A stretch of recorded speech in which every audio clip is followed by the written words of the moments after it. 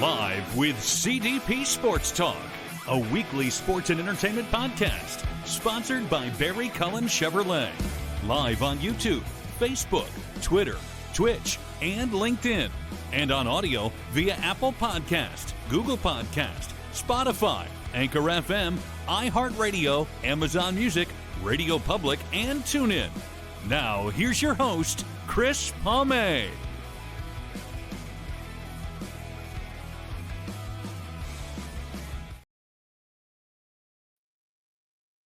Good afternoon, everybody. Welcome to Season 12, Episode 47, overall 652 of Live with CDP Sports and Entertainment Talk Show, brought to you by our friends at Barry Cullen Chevrolet Dealership, located at 905 Woodlawn Road West in the Guelph Automall. Check out their website, barrycullen.com, for the newest selection of new and pre-owned GM vehicles, along with their great selection of all-electric vehicles and Cadillac vehicles as well. You can call the dealership at 519-824-0210 and tell them Chris Palme sent you, or you can email them at info@barrycullen.com.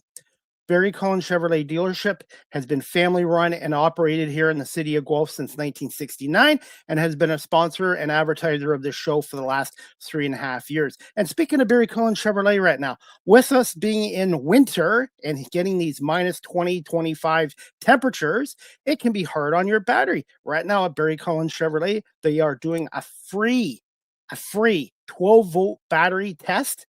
And if you happen to need a new battery, you can receive a $20 voucher as well. And also with the snow coming, we're going to get more snow on Sunday.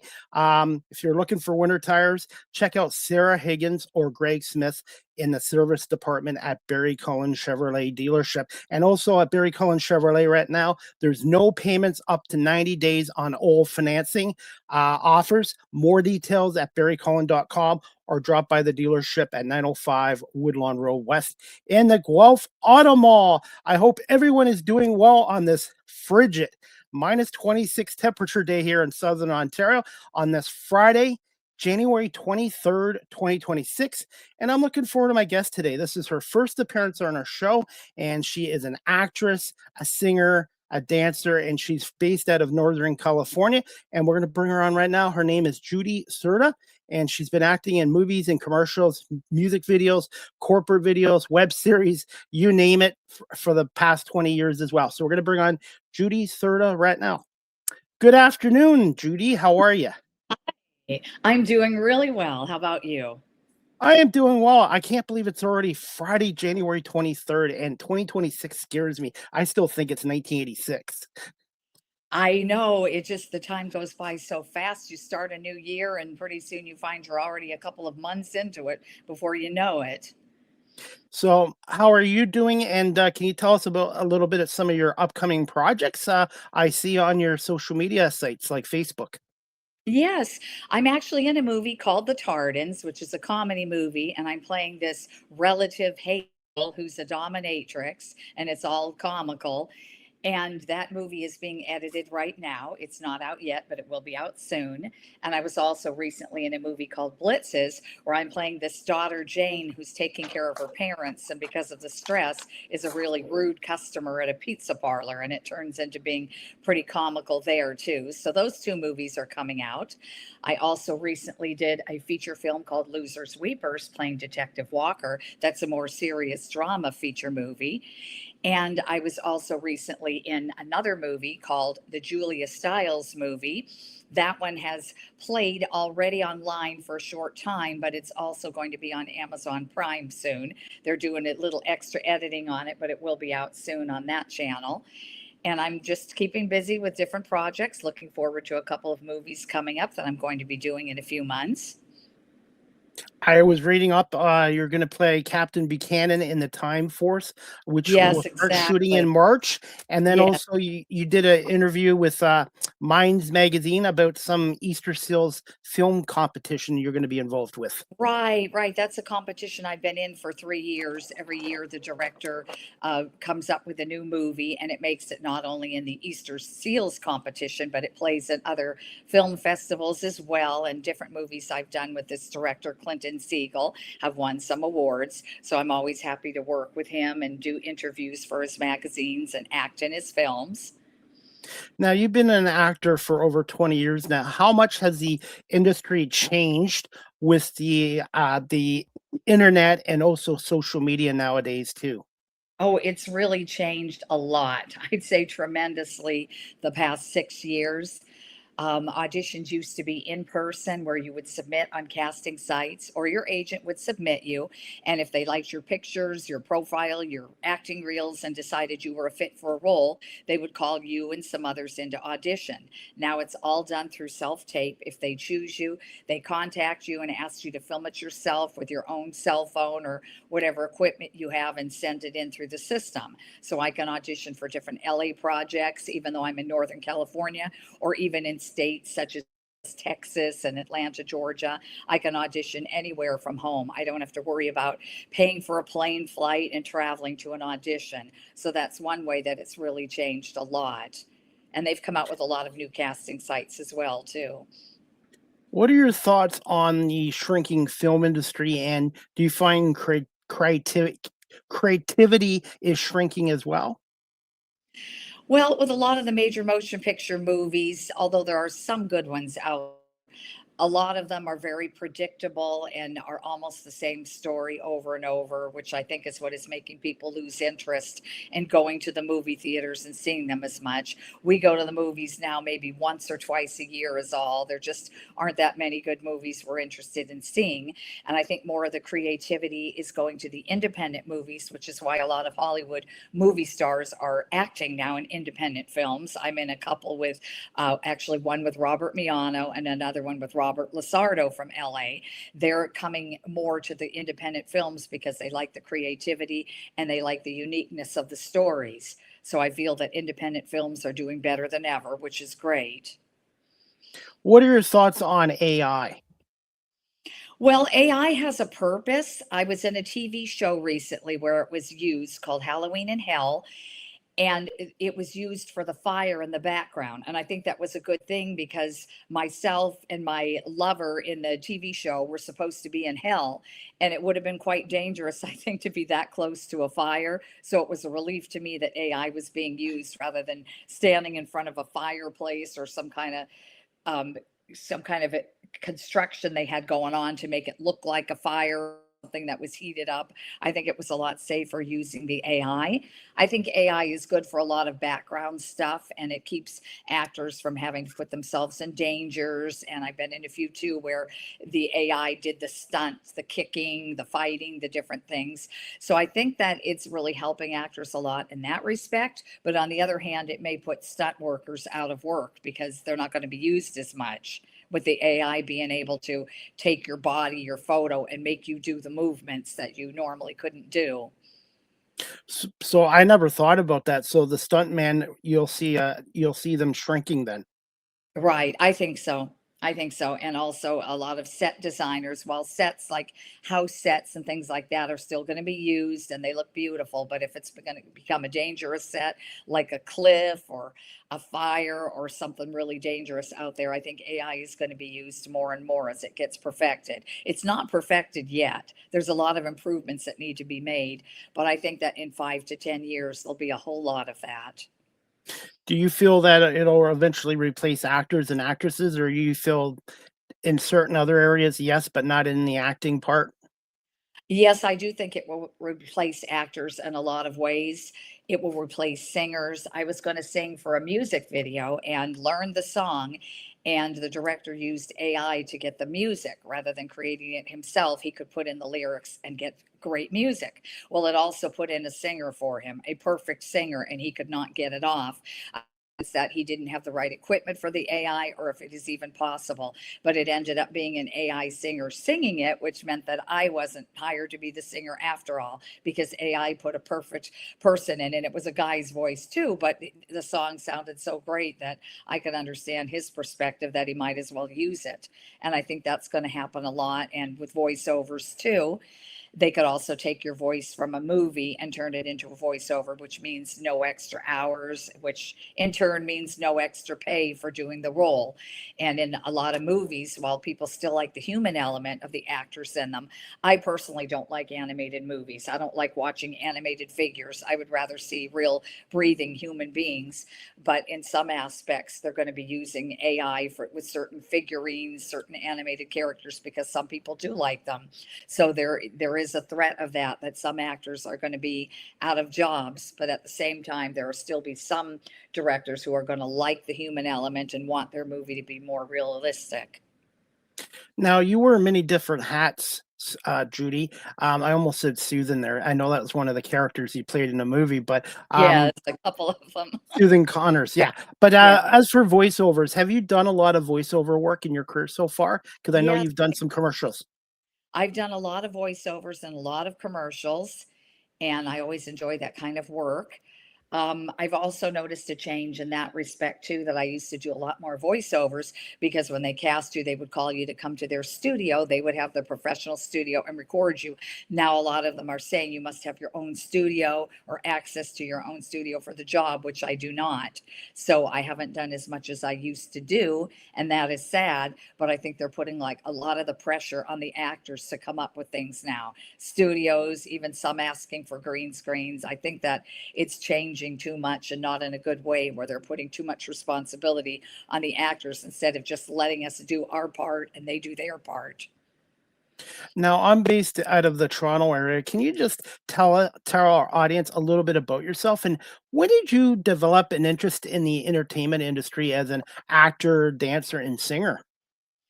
I did that when I was a little girl, when I was 5 years old, and found out that the people on the TV set were not little people inside the box, but real actors. I knew that was what I wanted to do. I would start the commercials and learning the lines and doing the commercials myself and entertain my parents with that, because I could memorize the lines at a young age and imitate the commercials. And I used to have a tape recorder when I was a little girl and have the neighborhood kids and me make a movie on the tape recorder, even though it was just vocal because there weren't any, except for a few home camera movies, which I didn't have. We would do it on the tape recorder, and I would make a movie, tell them what the lines were, sometimes write out the script. So I knew that that's what I was cut out for at a young age. And I also started taking dance lessons when I was 5 years old: ballet, tap, jazz, tumbling. And I knew that I loved dancing, and I got really serious about it when I was 12 and started doing lots of competitions at county fairs and entering competitions as a dancer, a tap dancer, a jazz dancer. And I really got into the dancing. And to this day, I still love dancing. And I danced in some commercials, films, and lots of music videos. So I'm still going strong with that. How would you describe yourself as a dancer? I think that I'm a very smooth dancer with a real ballet touch to it. I'm not a hip hop dancer.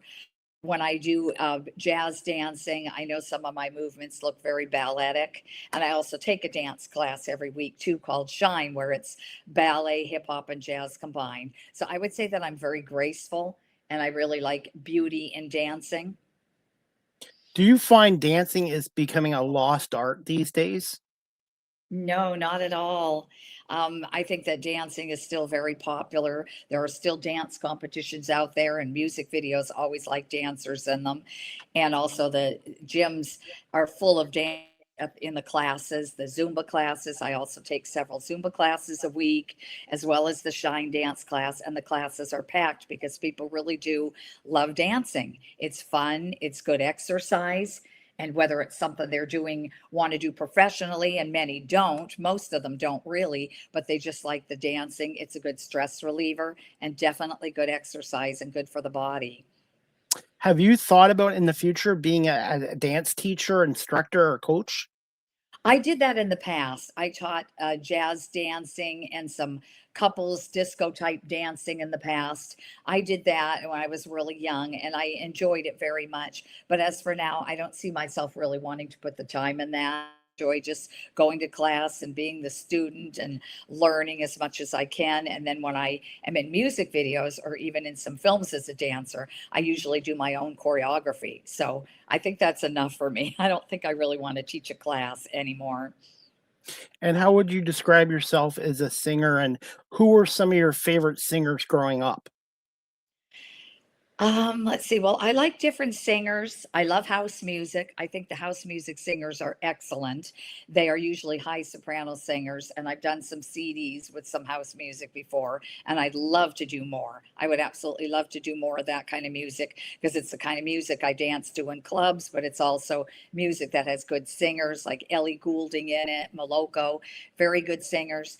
As for Broadway type singers, I've always loved musicals like Les Miserables and Grease. I was in Grease. I was in a chorus line when I was doing theater. I love that kind of Broadway music as well. And for favorite singers now, I would have to say Celine Dion is still excellent. I think she's great. And Mariah Carey is excellent as well. And Christina Aguilera. I love singing their songs when I go practicing in karaoke bars. In your opinion, what makes a great singer, and what was that like being in the musical Grease, the legendary Grease? It was great. It was great. It was a dream come true. I played the role of Mary Maraschino. She was the one who, in the play, sings Freddie My Love. In the movie, they cut out that song, but in the play, she sings Freddie My Love. And in the movie, she has her solos in Summer Nights and different solos here and there. But it was a fun, flirtatious character who flirts with the DJ at the dance, and she's a good dancer and she's fun. So I really enjoyed playing that role. It's just a dream come true performing that musical. We did it at the Starlight Stage in Fremont, and we were outside at night. It was actually an outside outdoor theater, and under the stars doing that musical was just such a delight. I just loved it. Do you have any plans to do any more theater work in the future? I'm pretty much sticking to movies and TV now. If something came up that really paid well and was really worth my while and a good role I really wanted, it would be a consideration, but I never audition for theater or apply for it at all anymore because it's really movies and TV that I love. That's where my passion is now. I felt like theater was something I did for a time. I accomplished my goals and then I was ready to move on to TV shows and movies and also commercials and music videos. I adore those. What are your thoughts on MTV disappearing, gone after 44 years, I think 1981 to 2025? Yeah, it's really, really sad because music videos are a delight to watch. And although you can still watch them all on YouTube, I think people enjoy sitting down and watching an hour of different music videos, seeing different artists, different storylines, different dance routines. I think it's really sad. They should bring it back. MTV was great. I think, what, the last 10, 15 years, they didn't even play music videos on that station.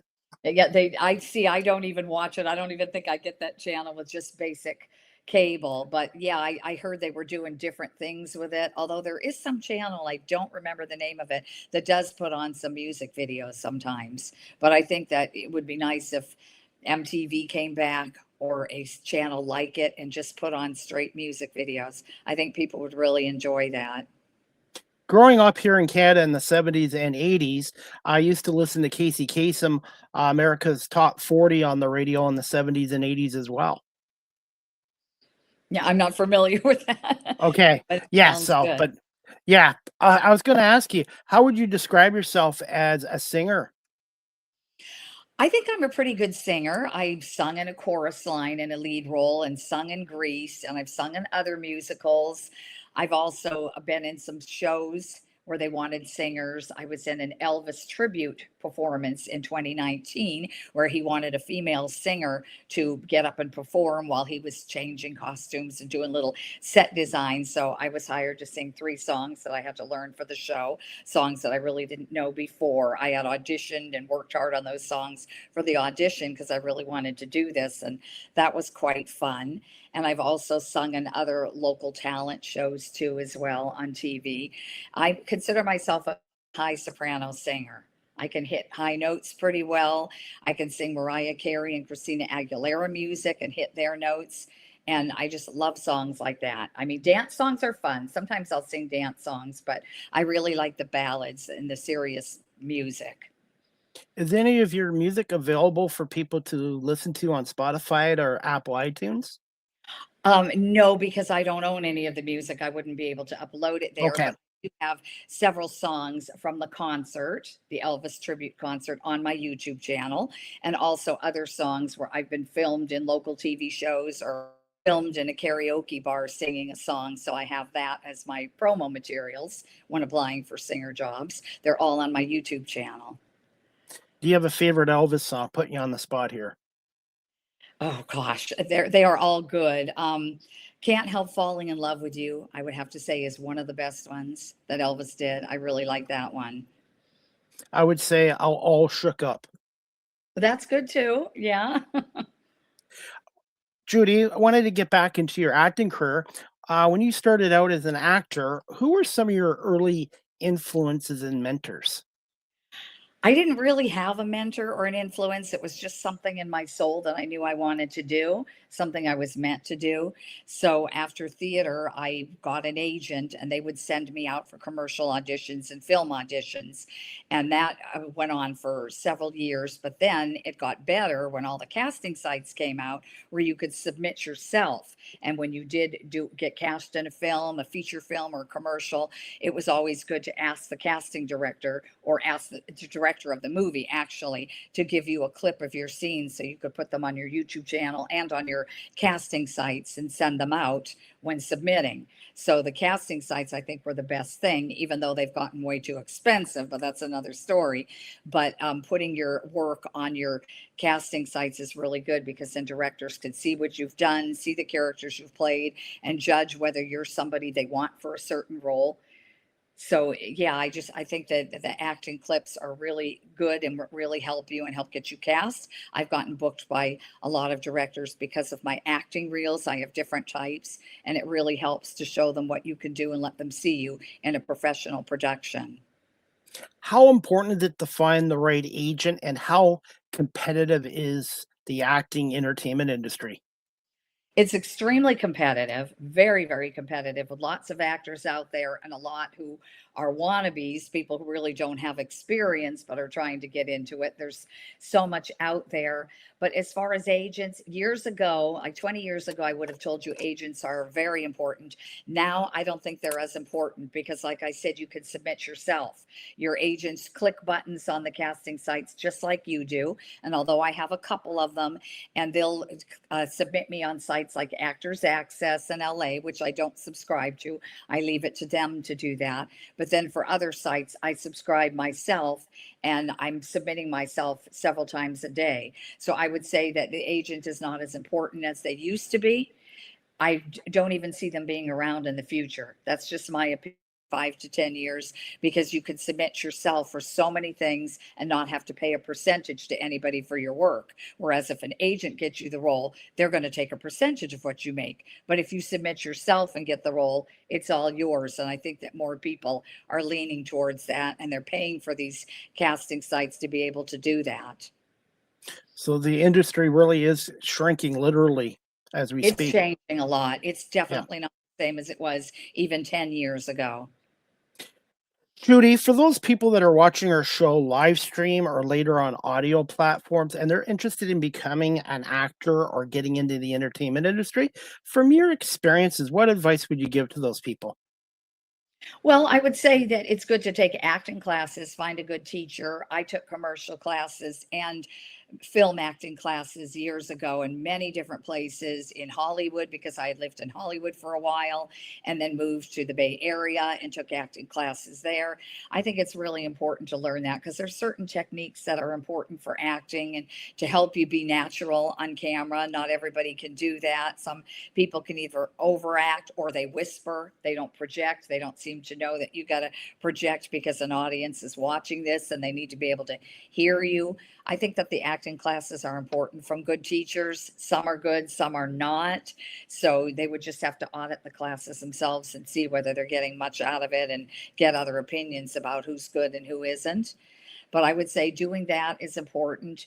And as you get parts, audition for student films. They're easier to get into. Ask for footage of your parts so that you can do an acting reel so you can put these scenes on a casting site to show what you've done. Have you thought about being an acting teacher or coach in the future as well? No, No? no. I like doing it myself, and it's very time consuming. People don't realize that even if you are not currently in a movie or working on something, you are busy. I spend like 2 to 3 hours a day submitting myself on the casting sites, and then when they ask me to do self-taped auditions, I have to do that. I already did 2 this morning. I had to do 2 auditions already this morning, and the sites keep coming in with more and more work, and you got to read them over carefully, see what you can apply for, see if this is something you want to do, if the pay rate is right, the location is right. It's time consuming. You have to spend a lot of time doing that. Plus, you've got your own life you got to live too. So it keeps you really, really busy, even when you're not doing a project. How much would you say over the 20 years you've evolved and improved as an actor? I think I've improved pretty well. When I started out, I had a certain way of acting, but I wasn't always that emotional when it came to crying in a scene. It wasn't always easy to let it really happen. Then I took acting classes in LA, and that really helped me a lot. And then I got a lot of roles where there was emotional scenes necessary and real tears necessary. And the more I did it, the more I knew my certain way of making myself cry or my certain way of making myself laugh. I've learned a lot. So I think I've improved a lot over the years. I'm going to put you on the spot, Judy, here. What's 3 words to describe yourself as an actor? Oh, let's see. I would have to say dramatic, precise, and confident. What have been some of your most unusual roles that you've done so far in your career? Unique. Unusual roles. Let's see. That's hard to think of because I've played such a variety, and I wouldn't say that they were that unusual. I mean, I played different roles from TV reporters to prostitutes to school teachers to professors. So it's really hard to say if anything was unusual. I just think they're all different in some way. Now, when you're doing acting, how involved do you get into the role? Like you step right into that role, and how difficult is it to step out as an actor as well? Well, I don't think that it's difficult. I would say the most difficult thing would be memorizing lots of dialogue. I mean, some people can do it easily, others can't. For me, some of it's pretty easy depending on the conversation. If it's a high tech video where it's language I'm not familiar with, it might be a little bit more difficult and take more time memorizing it then. But I think that I put myself into the character, and a lot of times I can relate to certain TV shows I've watched. If I'm playing a detective, I was really able to relate to that because I kept thinking of Haley on Chicago PD, who plays an excellent female detective. So I really thought about her when I played Detective Walker in Losers Weepers. So usually, if I'll think, do I know a character who has played this kind of role? Have I seen this kind of role on TV or in a movie? And do I want to play it the way they did it? I'll kind of, if I really like the way they played it, I'll envision them and how they would play it. And then if it's real emotional, if they've got to do a scene where they're very sad about something, I'll reflect on my own life and say, what things in my life had made me very sad? What grieving have I done that I could really bring to this character? Do you have any memorizing tips that help you with memorizing lines? Memorize a few lines at a time. That's what I do. I'll take the script, look at the first 2 lines. Let's say I have a big paragraph, as I do in an upcoming movie. I'll look at the first 2 lines, say it, and then look away from the script, say it again, look at it again, then look away. And when I feel confident I got those 2 lines down, then I move on to the next 2 lines, then add those 2 lines to it, saying it, looking away to memorize it, and going back to it. And pretty soon the whole paragraph falls into place. When you're doing roles, do you prefer to be the good guy or do you like playing the villain roles too, or it doesn't matter?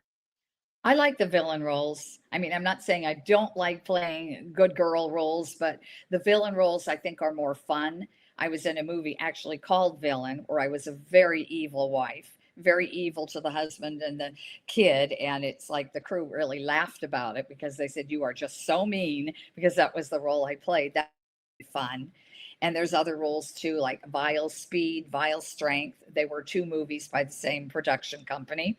And my role was a witch with powers in it. So she could be evil in some ways. And I had so much fun with that. So I would say that I really like the evil roles where I really get into it. And it's so much fun to play that because it's different from my own personality change. Do you remember the first acting role you had as an actress? The first one in a movie, Yes. I don't even remember the name of the movie, but I do remember it was a comedy. And I can't remember too much about the role, except that I was really young and I was playing somebody who was trying to accomplish something. And the movie was funny in that the couple of the male characters in it had to do crazy things like run across a freeway. And I can't believe they did that when I think about it now, where they waited for traffic to die down and just a few cars were coming and had them run across the freeway and then run back. And it was just crazy, but it was very funny. Who were some of your favorite actors, both male and female, growing up, starting up in the business? I liked a lot of TV shows.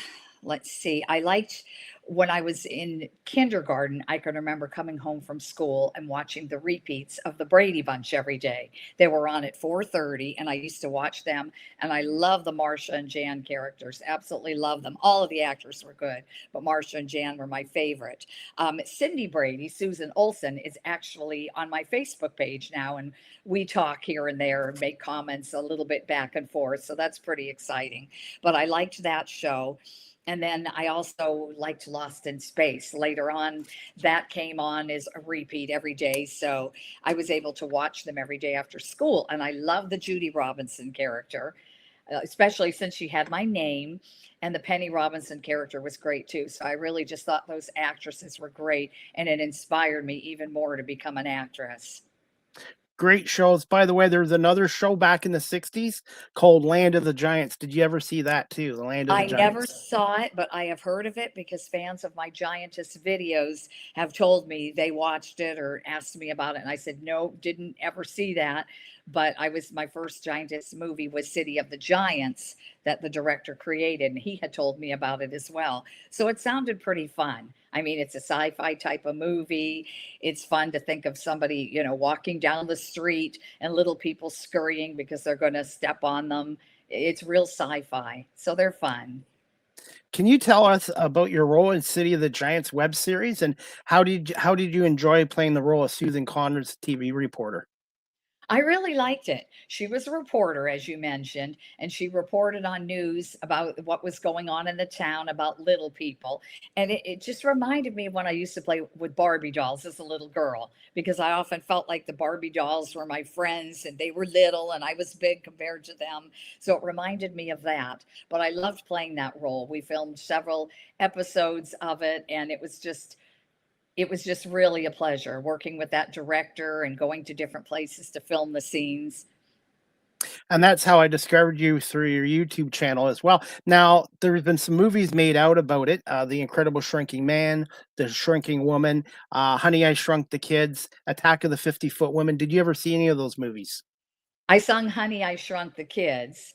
Yeah, that was funny. I like movies like that. I would love to be in more like that, especially the major motion picture movies. I think those are unique, and there isn't really hardly any of those around today. So I think it would be great to bring those back. Do you see where you could be making more of these web series, City of the Giants in the future, possibly? It depends. I mean, I've been hired by different directors to do them.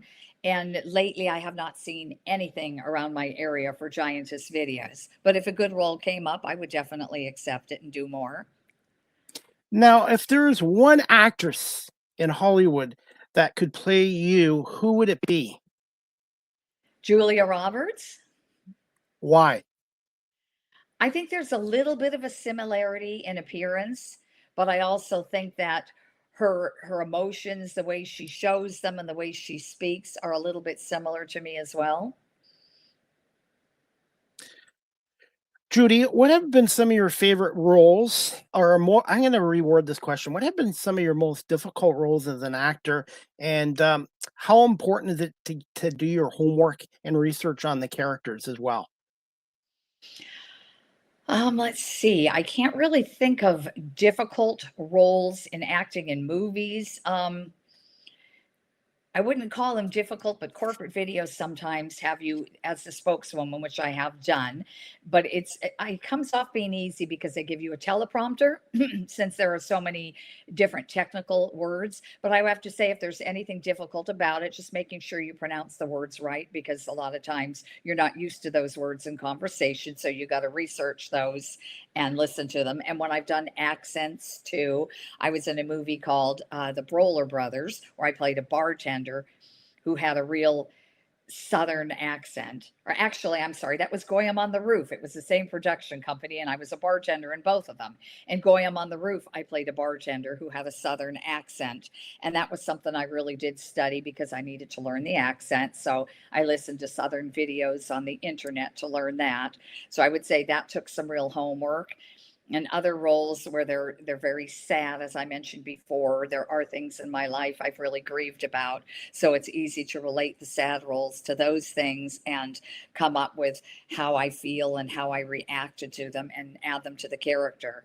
But I wouldn't say any role I had was really difficult. I've enjoyed the challenge and all of them, and they all seem to go pretty well. What are your thoughts on short films? Oh, short films are great. They end up in film festivals, they can win awards, and you have the pleasure of going to the film festival and seeing your movie as well as other movies there. And a lot of times they have a red carpet there and they interview actors there on the red carpet about their short films. I've done many, many of those. In fact, I've done a lot of feature films, but I would say I've done more short films, and I've loved seeing them end up in different film festivals and going to see some of them. It's so much fun to attend movie premieres. It's the reward for being an actor, I think, when you get to go to a movie premiere and see your movie on the big screen. And I've done so many of those. I think they're great. Hopefully, one day you'll come to the Toronto Film Festival. It's every September here in Toronto as well. Yeah, yeah, I'm sure that's an exciting one. Judy, I wanted to ask you this too. What is next on your bucket list as an actor? I would love to get a TV series role, a regular TV series, and my favorite are soap operas. I would love to be on General Hospital. I think I would do great on that show because there's always some kind of drama going on. There's always crying or real heavy emotions. So I think I would be great for that show. I'd love to be on General Hospital. And I think soap operas show so much more than TV shows do. You really grow with the character because you've got to film every day and put it out every day. And I think it's really challenging too with all the dialogue, but I think I'm up for that challenge. Do you feel soap operas are shrinking right now? Yes, a lot of them went off the air. I used to love watching The Guiding Light, and that went off the air some years ago. And a lot of them are no longer on the air. I'm not even sure if I'm guessing there's probably only three soap operas on the air. That's what I'm guessing. I don't think there's any more than that. And I don't see why, because there is a market for it. Some do like to watch the soap operas. They have different job schedules where they can be home during the day and watch it every day and follow it.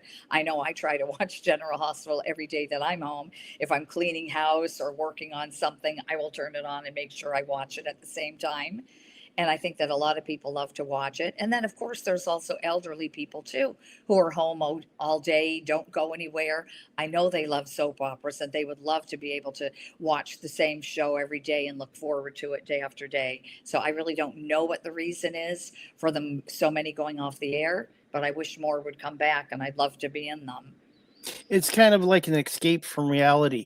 So it's kind of nice to be able to watch something more. There's no doom and gloom news and stuff like that, and it's just escape from reality. And by the way, I was a huge fan of the As the World Turns soap opera. So I Yeah. admit it, I watched it for many years, and I had one of the actors on my show about 2 years ago, Martha Byrne, who played Lily on there as well. I didn't really watch that one. I may have seen it once or twice. I didn't really watch it. Yeah. Was Eileen Fulton on As the World Turns, or am I thinking? Yes. No, she Okay, was. because my mother watched it and I did meet Eileen Fulton. She was signing autographs at a neighborhood mall in my area years ago, and my mom wanted to go meet her because she always watched the show. So we did go and meet her and get an autographed picture, and that was really nice. I don't know if she's still acting anymore or not. Being an actor, you get recognized. What's it like when people come up to you and they want a selfie with you or a signed photo from you? Well, I have had different people come up to me. They haven't really asked for a signed photo because, of course, a lot of headshots aren't even not even hard copies now. Everything's online, and I think they Digital. realize that. I haven't really been asked that in a long time, but I do like it when people in restaurants or clubs have come up to me and said, "You were in that movie, The Ghost of Annie Lee," because that's on Amazon Prime, Stash TV, Tubi TV, Apple TV, so many different places. And or have come up and said, I saw you in River of Ghosts, because again, that one is on Apple TV, Xfinity, Amazon, everywhere. And that's always exciting because when they come up and tell you they like the movie or recognize you, it makes you feel like what you did was all worth it. Now, when you were in the Giantess movie as Susan Connors, was there one particular scene that was your favorite? I liked the reporting scenes. I can't really say there was one particular scene. I enjoyed all of it, but the reporter scenes were always good. I loved doing that. I love playing TV reporters and regular mainstream movies as well. Judy, I know we're at the 40-minute mark. Are you okay for a few more minutes? Because I was Sure. going to Yeah. show one of your, Oh, I was going to sure. show your acting reel, which was from your Okay. IMDb page as well. Okay. Just 1 second. We'll play it right now. I'm the audio guy, so please, Judy, let me know if you can hear the audio. If not, we will fire the audio guy, which is me, by the way. I wear 10 different hats, literally. I try to be funny, but that's why I'm in radio. Okay. 1 second, and this is courtesy of Judy Cerda's IMDb page. Please make sure you subscribe and follow. And this is your acting role right here, and it's a recent one too, by the way. Just 1 second. Okay. Useful information in it. I found it to be quite empowering. John told me you were crazy. Oh, is that what he said? What else did he say about me? Said that he loves me. He hasn't loved you for a really long time. Now who's trying to hurt who? You know, this is really sad. You know that? Why can't you just accept it? Has he told you that he wants to marry you? Maybe bear his little children? Did he tell you that if he has a boy, he wants to name him Alex, and if he has a little girl, Daniela? Why would he tell you that? What a sweet little fantasy. Why would he tell you that? You're not the only one he tells things to. He is my husband, after all. You're such a bitch, you know that? You're just angry because you're not me. Oh, I may be a bitch, but believe me, I'm glad that I'm not some stupid, naive girl. I've lived with years of pain. I've had lots of practice. But how are you going to deal with it? We're in love and we're happy. Believe me, you're not the first, and you certainly won't be the last. You just let me be happy. I mean, it's not like I made vows to you. That's right, you didn't. But you see, we're very similar. When I first met him, he was already with another woman. But I was very young and naive, and I was flattered by his smooth lines and the adoration of such a handsome man. So, what can I get for you little lovebirds today? Why, sweet Jesus, it's Billy Turner. You remember me, don't you? I'm sorry, ma'am. You must have me confused. My name's Abraham. Oh, hogwash. Little Billy Turner. Don't you remember me? Mrs. Parfano? Marilyn? I don't know who this woman is. Oh, geez, he's just being shy. He always was shy. Why, little Billy Turner, I haven't seen you since your first communion. First communion. Why, yes, I was a Sunday school teacher for a long time. He was such a sweet little Catholic boy. Do you still shit yourself when you get nervous? Did you ever get over that? I think I've embarrassed him. I didn't mean to embarrass him. If I really wanted to embarrass him, I would have told you about how he ejaculates too fast during whoopee. I command you, let the dead rise. My husband was taken from me way too soon, and I miss him every day. I don't deserve to mourn him the rest of my life. Please bring him back to me. Let him rise. Let him rise with Hello, my name is Melissa Thompson, and I'm with Channel K28 News. Today, I am in Golden Gate Park as there have been some sightings of a monster out here on the loose. We are trying to investigate. Oh, wait, hold on. No, there's no monster out here. I don't know what you Excuse people me. are thinking. Excuse me, but I am we're trying to do the news. Hey, Just look, cut, there's cut, no please. monster here. Just cut. This house just went on the market today, and you are the first lucky ones who get to see it. See? Lucky. This house is a real classic. It was built around 1920 by a doctor who liked to dissect people for no apparent reason. Excuse me? Oh, I'm sorry. In the interest of full disclosure, I guess I should tell you that this house has a bit of a dark past. How so? Well, everyone who has lived here has died in some horrific fashion, including the 2 young girls we found dead here just 3 hours ago. Well, I don't relish the thought of living in a murder house. The price is absolutely perfect. We'll take it with no more questions asked.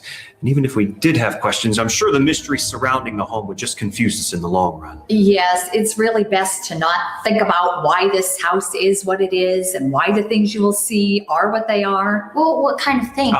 No more questions asked. Remember, Lavender? But Dad. Shut it!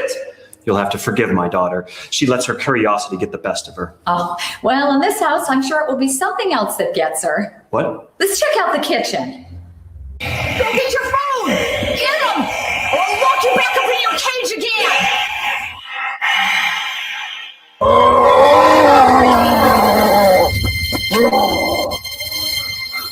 shit!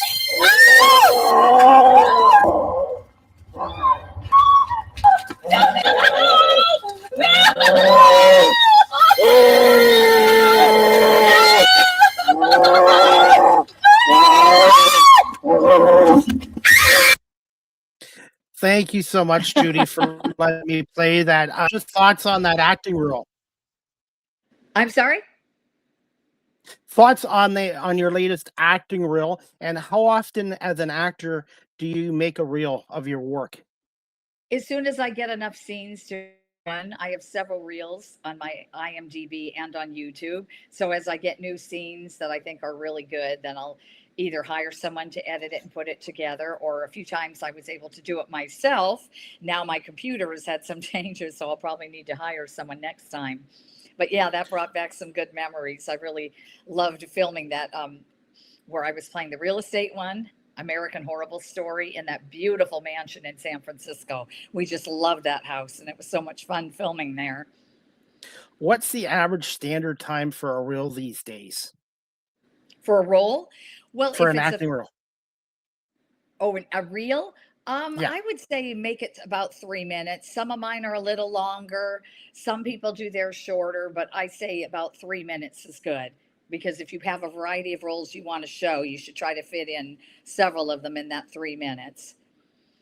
Judy, as we wrap this show up in a couple minutes, how important is branding and marketing yourself as an actor and the impact the internet and social media platforms have had on your career, even in the last couple of years?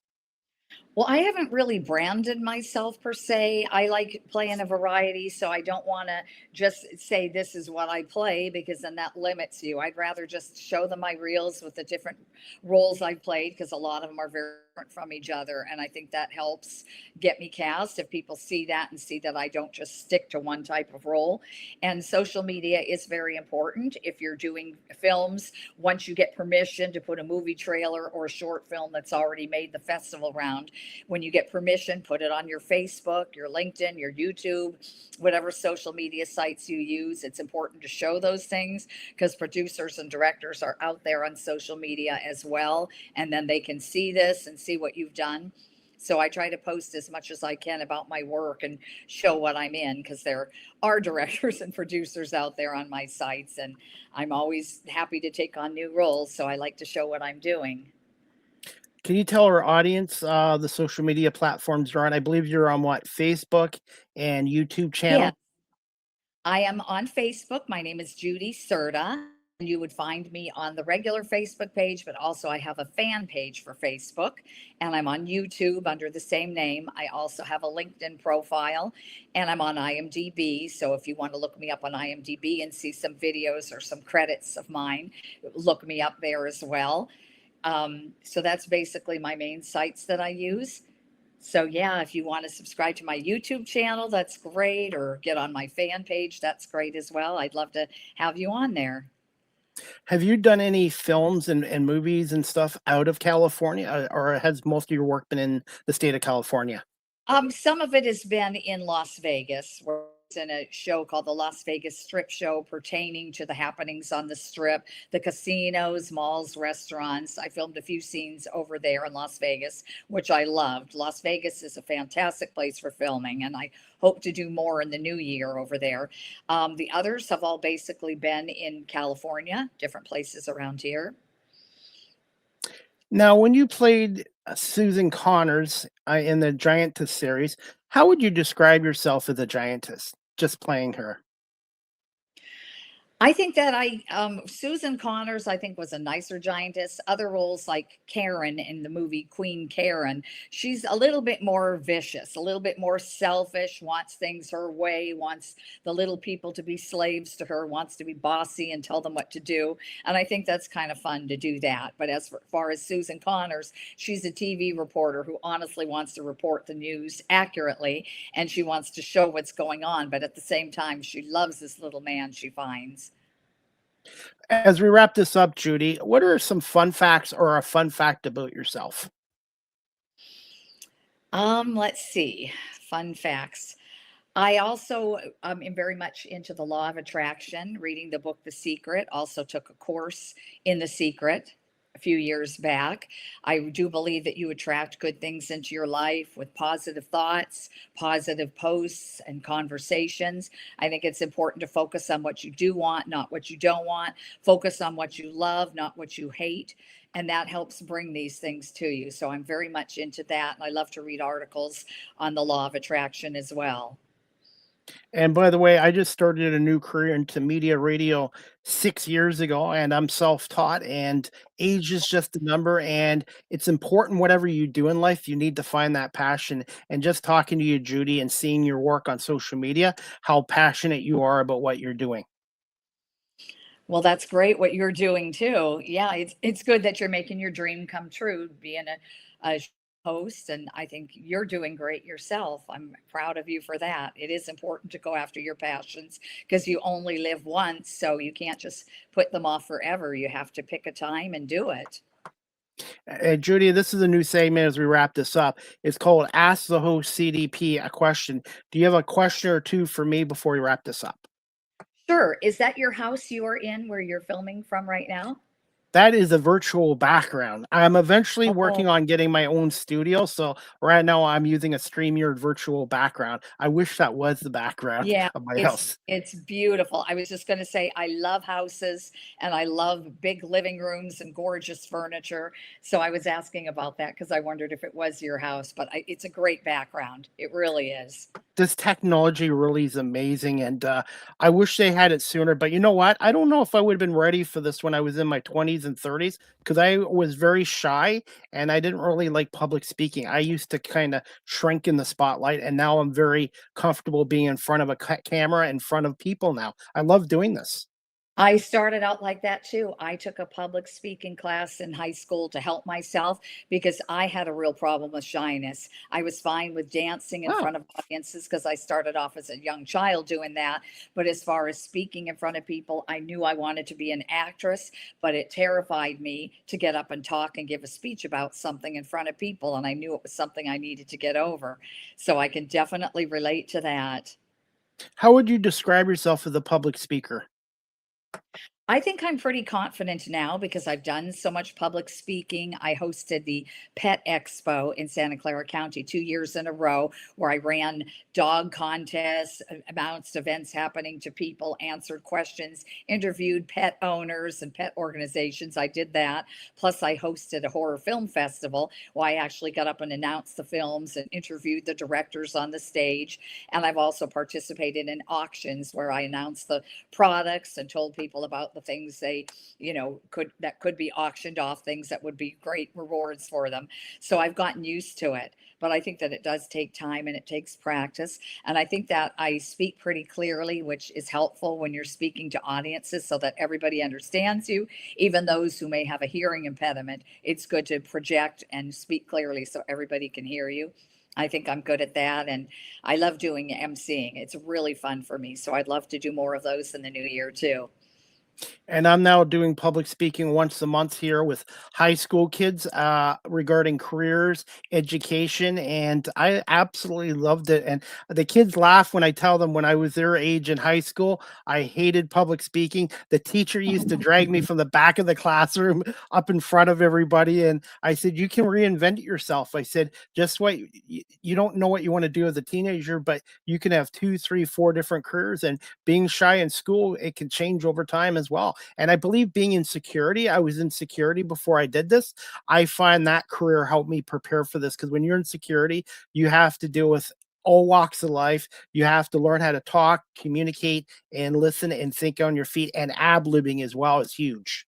Right, right. That's important too. Actors call it improvisation. You have to be able to improvise. You never know if something unusual is going to happen while you're emceeing an event, or somebody's going to be yelling something out or asking a question. You just have to be able to think on your feet right on the spot. Judy, I wanted to ask you this before we wrap this up in like 1 minute. Any plans for your own podcast or even writing a book about your career one day? No, I don't see myself as being a writer or doing a podcast. I think that I'm just very focused right now in getting into more movies, getting into TV shows. As I said, I'd love to get a regular series, preferably on a soap opera. I just concentrate on that. So I don't see myself doing a podcast, but I certainly have enjoyed yours. Is this your first Canadian podcast you've been on? In Canada? It may have been. I've been on different shows where I actually was live there with them in California. Yeah, I don't think I've done one for Canada before, so this is great. And for someone that's like me that's never been to California, what's your favorite thing about the state of California? I love the beach towns. The beach. Monterey, Santa Cruz, Carmel, they're beautiful places to visit with great restaurants, shops, and you're by the ocean. It's a really peaceful time when you go to one of the beaches here. So I would have to say I love the beach towns the most. I'll have to take you up on that one day. I've never even been on an airplane, so I'm gonna have to go on an Oh, airplane at some point. Yes, that's I'm gonna try amazing. it once. I'm gonna have to try it one day. Yes. But Great. Judy, finally, where can our audience follow you on social media, your website, and are you able to mention some of your upcoming films and promote them and also the best way if somebody's interested in looking to hire you of contacting you directly? It would be great if they followed me on my YouTube channel where they could subscribe. And if they want to contact me, write me a message on Facebook or my Facebook fan page, follow me on the fan page. You could definitely reach me there. I do check messages daily, so I would get your message. And if you want to talk to me about a role or work, you definitely get a hold of me. Send me a message, Facebook fan page, and on YouTube. Likes and comments on work that you like is always appreciated. And what was the other question? Just some of your upcoming films and projects that Oh, you're going to be doing. yes, yes, I can mention them. I can't talk about what they're about, but as you Okay. mentioned, Time Force as Agent Buchanan. That's going to be coming up, and that's a sci-fi movie I'm going to be doing. I'm also going to be playing a certain type of agent role in Perilous Times. I already was a TV reporter in it, but I'm going to be doing another role. The director has asked me to play another role as well, which is fun. And as for the movies coming out, there's The Tardens, there's Losers Weepers, there's The Fallen, and the Julia Stiles movie. All four of those will be coming out, and I will be posting on my sites where they are. You can look on my YouTube channel and find the trailer for the Julia Stiles movie. And yeah, if you just follow me on those pages, I post where everything's playing and when everything's released. Hey, and if I keep getting shorter, then we can do a Giantess movie, and I can be your Yeah, co-star. yeah, that's right. That would be So fun. that would be fun. And you know what, Judy, I want to say thank you so much for giving us more than 40 minutes. I apologize for keeping you an No hour, but problem. That's thank you fine. so much for having on. Continued success, and just give me a little bit of time tonight, and I will send you the full video the audio, and I will edit this into reels and clips. And you have an open invite to come back on this show again if you'd like to promote more of your work. And the next time if you do come on, I will be on a radio station in Niagara Falls, which is going to be done remotely. So this technology, you hear the negative aspects, but if you use technology the right way, it's a good tool. Yeah, it's excellent. It's to be on things like this long distance.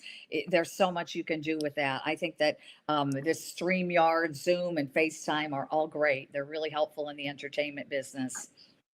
Well, Judy, thank you so much again for coming on here today, and continued success. And look forward to seeing more of your work on Amazon Prime, Netflix, and your YouTube channel as well. Great. Thank you so much. I appreciate you having me on here. Thank you so much, Judy, and we'll talk to you soon. Thank you. Okay. Thank you. Bye-bye. Bye. All right, everybody, that wraps up season 12, episode 47, overall 652 of Live with CDP Sports and Entertainment Talk Show. And again, that was my guest today, Judy Cerda, an actress out of Northern California. And I forgot to do this when she was on our show. We'll give her a double applause because I forgot to do it when I brought her on. So one more. And you can follow her on Facebook and her YouTube channel. And she has an IMDb page as well. So thank you to Judy Cerda for coming on here today. And I want to say thank you to everyone for watching this show as well. And I have some news, guys, coming soon. Live with CDP Sports and Entertainment Talk Show is coming soon to realwealthradio.ca. That's realwealthradio.ca. It is out of Niagara-on-the-Lake, and I will be on that station very soon. Thanks to Maria, who is a station owner. So look for this talk show, Live with CDP Sports and Entertainment Talk Show, on realwealthradio.ca. Please check it out. They have some good programs there, and they play some good music there as well. So realwealthradio.ca, and the thanks to Maria, the station owner. And as we wrap up the show, guys, I have another announcement to make, and I have another show tomorrow. And it is going to be, I forgot to put it on my graphics here, but I have a show tomorrow on Saturday, January 24th. Saturday, January 24th at 12 p.m. Eastern with my special guest. Her name is Azita Nori. She is a women's confidential coach out of Amsterdam.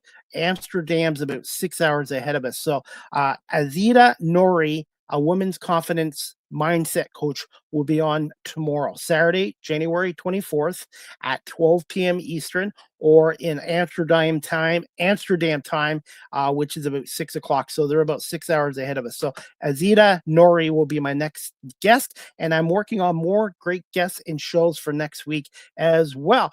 And again, guys, I'll put the websites. You can follow Judy on all these social media platforms, and her email address there as well. Speaking of Barry Cullen Chevrolet dealership, the official sponsor of Live with CDP Sports and Entertainment Talk Show, it is your go-to-go service center this winter. A no-charge 12-volt battery test. And if you happen to need a new battery, a $20 instant rebate. More details at barrycullenchevrolet.com, or you can pop by 905 Woodlawn Road West in the Guelph Auto Mall. Speaking of CDP, if you'd like a personalized video message from yours truly, CDP, go to cameo.com, type in Chris Palme. I do happy anniversary, happy birthday, happy Hanukkah, congratulations. If you want to ask me questions about my talk show, my media work, some of my favorite interviews, favorite stories, please book a Cameo today. Cameo.com, Chris Palme. Look forward to doing it. You can also now follow me on Blue Sky Social at Live with CDP19 on Blue Sky Social. I post regularly there as well. If you're looking to adopt a pet, check out the Cambridge District Humane Society, located at 1650 Dunbar Road in Cambridge, Ontario. Telephone number 519-623-7722, extension 0, or visit their website, cambridgehumanesociety.org. All the animals that are up for adoption, their profiles and information on there as well. And they do have an event coming up, I believe Saturday, April 11th, 2026. It's called Prohibition. It's a 1920s type event, and the tickets are only $75. So if you're looking to support the Cambridge District Humane Society, check out the Prohibition fundraising event on Saturday, April 11th, 2026. And also, they still have some calendars, Cambridge Humane Society 2026 calendars. They're only $10, and they're located right across from the Cambridge Centre Mall at 1650 Dunbar Road in Cambridge, Ontario. And if you're looking to volunteer like I do twice a week, go to cambridgehumanesociety.org, click on the volunteer form and fill it out. And hopefully we'll see you down there walking dogs and volunteering with the Cambridge District Humane Society. And they do a wonderful job getting these homeless animals into good homes with good families as well. So a shout out to Michelle Gallatley and the entire staff at the Cambridge District Humane Society. And dogs like Daisy and Christopher and Molly down there and Bernie, they're all looking for the right family and the right home. So if you're looking to adopt, check out the Cambridge District Humane Society. Again, you can't buy happiness, but you can adopt it at the Cambridge District Humane Society. As we wrap up the show, guys, Live with CDP Sports and Entertainment Talk Show, again, is live streamed on YouTube, Facebook, Twitter, X, Twitch, LinkedIn, and now available on Instagram. And hopefully soon will be on TikTok. And this show will be on ruralwealthradio.ca coming soon as well. You can check out my website at beacons.ai/Chris D. Palme. Again, Live with CDP Sports and Entertainment Talk Show is brought to you by and sponsored by Barry Cullen Chevrolet Dealership, 905 Woodlawn Road West in the Guelph, Ottawa. Again, check out their website, barrycullen.com. You can follow this full-time content creator on TikTok at Chris Palme. Thank you to my almost 1,600 followers. So check me out on TikTok. I post a lot of content there. Follow, like, and share. And again, thank you everyone for enjoying my content on TikTok. StreamYard is the official live stream provider of Live with CDP Sports and Entertainment Talk Show. If you're into webinars or podcasting, check out StreamYard.com. They have basic free plans, paid professional plans like I'm on, or they do have business plans for businesses that do a lot of webinars or live streaming. Go to StreamYard.com and contact the sales department for business pricing as well. And yours truly has been with StreamYard now for over 5 years, and I give them a big thumbs up. Live with CDP Sports and Entertainment Talk Show. The audio version is on these platforms: iHeartRadio, Amazon Music, Spotify for podcasters, Apple Podcasts, Breaker, Pocket Cast, Spotify, Castbox, LinkedIn, Pandora, Tuned In, YouTube Music, and Good Pods. Remember to like, share, and subscribe. And I want to say thank you to 71 countries around the world for listening to the show. And I have over 10,000 plus downloads and listens on Spotify as well, and also over 623,000 views on my YouTube channel. So thank you everyone for watching this show and listening to it as well. And as we wrap up this show, guys, you can email this show, Live with CDP Sports and Entertainment Talk Show, at cpalme19@gmail.com. Any comments, questions, suggestions, and feedback would be greatly appreciated.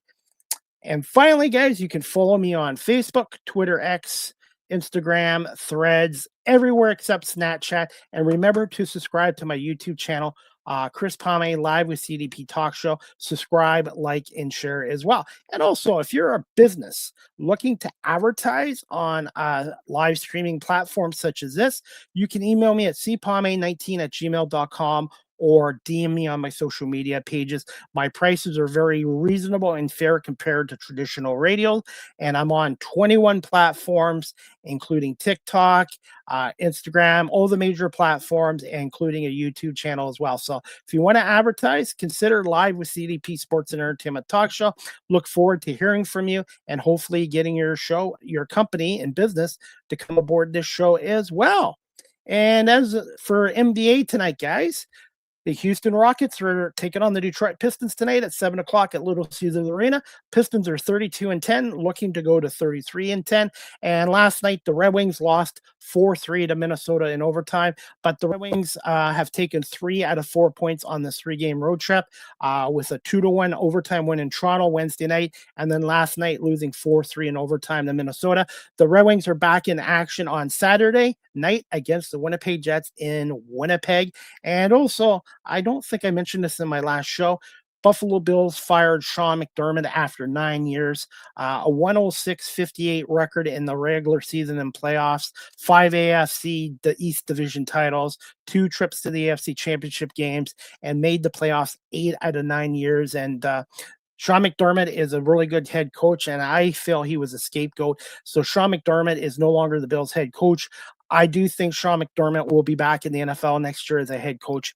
And the Bills are looking for a new head coach, and I believe they interviewed Mike McDaniel, the former Miami coach, today, as well as Anthony Lynn and Philip Rivers as well. So it's going to be interesting to see who the next Buffalo Bills head coach is going to be, and also where Sean McDermott's going to be as well. And the Philadelphia Eagles still have not found an offensive coordinator yet as well. So hopefully the Eagles in the next week or two will figure out who's going to be their offensive coordinator as well. Again, I want to say thank you to my guest today, Judy Cerda, for coming on here today.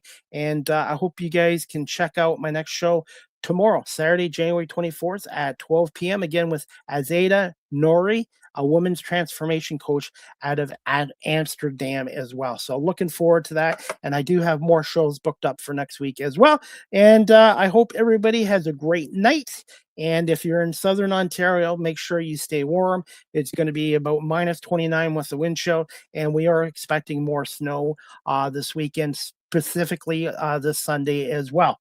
And that is about it, guys. And I want to say congratulations to the Indiana I want to say congratulations to Indiana for winning their first ever national championship, beating Miami on Monday night as well. So Indiana University, you think of basketball, and now they've won a championship, and their story is incredible. And there should be a movie made about Indiana football after their turnaround this season as well. So congratulations to Indiana for being the national champions of college football as well.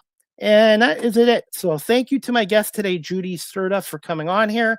And I want to say thank you to Barry Cullen Chevrolet Dealership for being a part of this show, and also to my guests, and also everyone watching this live stream and on my audio platforms as well. I hope everybody has a great night, and we'll see you back here tomorrow, January 24th at 12 p.m. with Azeda Nori, a women's transformation coach. Have a good night, everybody, and make sure you stay warm. Good night.